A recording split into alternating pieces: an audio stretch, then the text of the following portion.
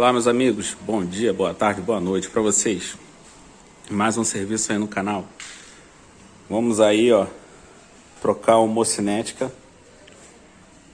Ele tá instalando, vamos ver mais alguns probleminhas aí de suspensão.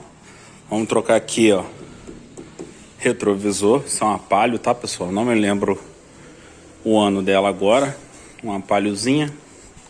Nós vamos trocar aí, ó,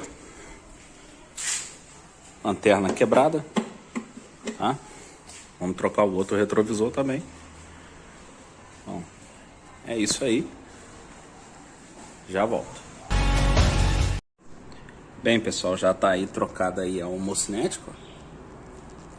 Aqui é original Axios da Palio.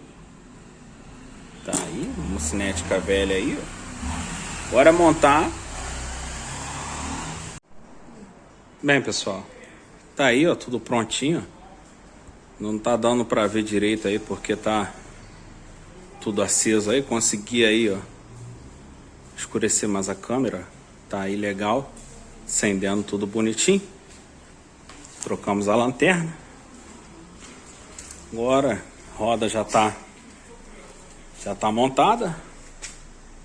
Já lá, a porquinha nova lá. Na frente também, que não estava acendendo. Tá aí tudo aceso. Vamos baixar aqui, ó. Tá aí, ó, piscando aí bonitinho. Tá aí, ó. É isso, pessoal, mais serviço pronto aí. Aqui na roda já, ó, também colocada aí, ó, porquinha nova no meio aí da homocinética. E é isso, pessoal, videozinho rápido, curto. Estamos numa correria aí, tá difícil a gente fazer vídeo aí pro canal.